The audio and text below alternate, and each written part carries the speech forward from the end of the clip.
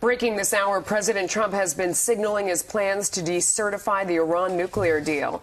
GOP leadership is blasting Tehran for what they call violations of the agreement, expanding Iran's nuclear capabilities beyond its domestic needs.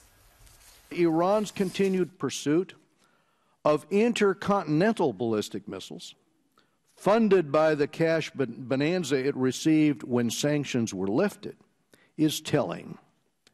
No country has run such an expensive program without also seeking nuclear warheads to go on top. These missiles are designed to hit us.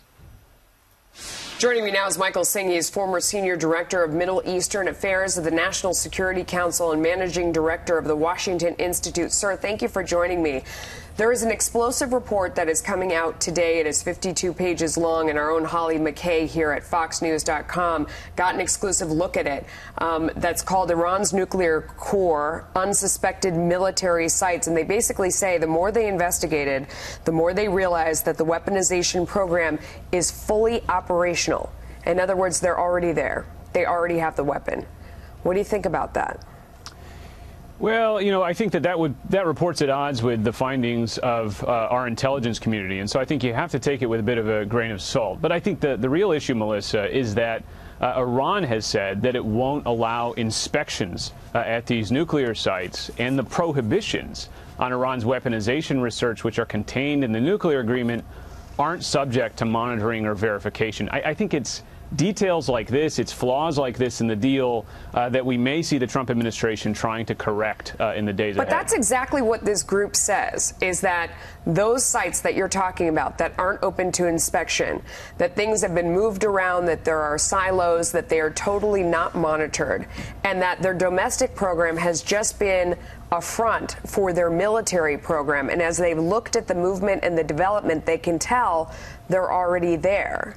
I mean, it may be at odds with what our government is saying because they don't want to call it a missile until they've actually seen it, but they can't get in to investigate. The international community can't. Right. Again, it's hard to really sort of comment on the veracity of the report. It's hard to know what intelligence our own government may have. But I think the point is, Melissa, that if we're to know whether these types of allegations are true or false, we need to have transparency. We need to have, I think, a tighter inspection regime than we currently have. And so, again, as we think about sort of the way forward with the Iran nuclear agreement, I think this demonstrates there are sort of concrete ways to strengthen it that would give us more confidence that Iran isn't pursuing a clandestine program. So along those lines, Ed Royce was on America's Newsroom earlier today, and he didn't think necessarily that decertification was the way to achieve what you just said and what we all agree we need. Here were his thoughts. Force the hell out of the current agreement, and I would figure out how to get the buy-in in order to get onto the military bases in terms of the investigative powers. I would keep the existing agreement and add to it. I think that's the better approach in order to address these concerns we have, because that keeps the Europeans on board working with us, and that's ultimately the goal. The fact of the matter is, when President Obama sold this agreement, he said there were anytime, anywhere inspections and there were snapback sanctions. We never saw those things, and we definitely never saw anytime, anywhere inspections. Is there any way they're going to agree to that? Well, I think, Melissa, that if President Trump decertifies, which is what everyone expects, it's a pretty strong signal from him that he's dissatisfied with the agreement and he doesn't think that it's accomplishing the objectives that it set out to accomplish.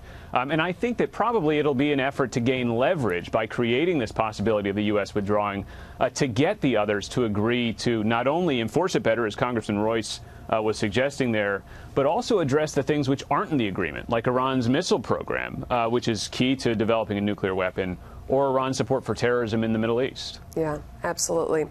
All right, well, we will watch and see, because it's certainly a very scary and important issue. Thank you for coming on. Thank you, Melissa.